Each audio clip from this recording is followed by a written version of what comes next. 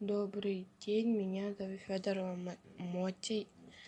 Тема моего доклада — история отважных корейцев. Во время Великой Отечественной войны на Трудовом фронте работали многие народы. Несмотря на вынужденную жизнь вдали от родины, граждане Кореи показали трудолюбие и верность второй родине. Также современная Россия ведет дружеские политическую и экономическую политики. Современная Корея стала одним из ведущих стран в мировой арене. Многие люди России увлекаются корейской модой, музыкой, дорамой. Этапы миграции корейцев в России делились на 3 этапа. Эмиграция принимала и ярко выраженный политический характер. Жестокий военно-полицейский террор, установленный японским колониальным режимом в Корее, вынудил многих корейских патриотов, участников антияпонской национально-освободительной борьбы эмигрировать из страны и перенести свою деятельность на территории России. Ким Кен Сен Муксун прибыл в Якутию в 1915 году. Ким Кен Сен родился в 1882 года в Корее. Он был образованным человеком, учился в городе Мичтен, имел профессию инженера-горняка. Он приехал работать на золотых приисках под Айпо вместе с другими корейцами. Ким Кен Сен, Вен Инсук и Мсу вместе с другими корейцами добрались до Нюрбы. Их было где-то 30 человек. Эта дорога длинная, в годы было очень трудно. Муксун обосновался в селе Кюкей. 2 его друзей добрались до Кемпеняя. Пай Инсук, Вен Инсук родился в Корее 1881 года, в Россию приехал в 20-е годы 20 века. Сначала работал в Алдане, потом переехал в наш Улус.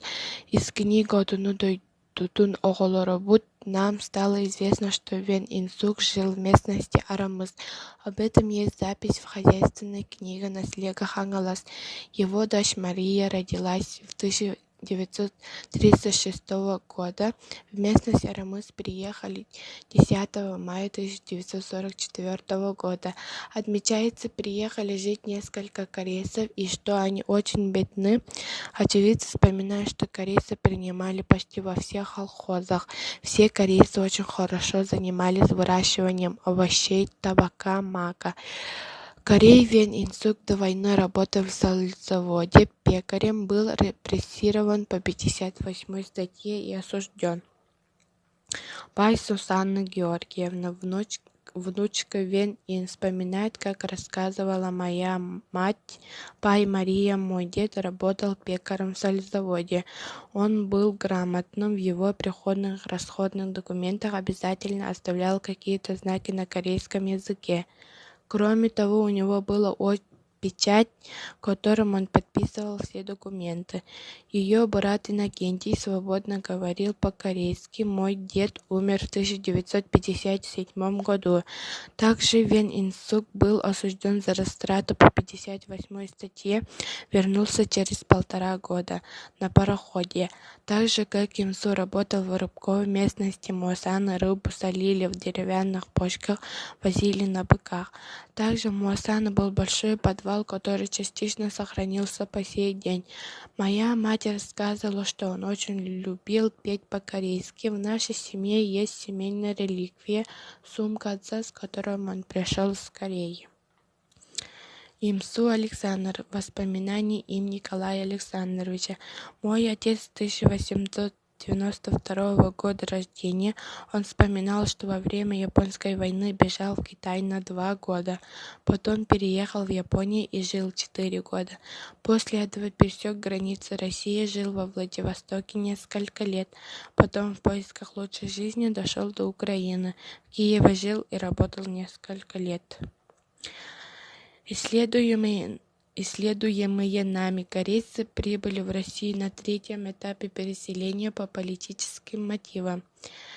Поэтому было очень много представителей интеллигенции. Корейцы, изученными нами, были образованными людьми. Ким, инженер-горняк, Вен Инсук умел писать и вести счет.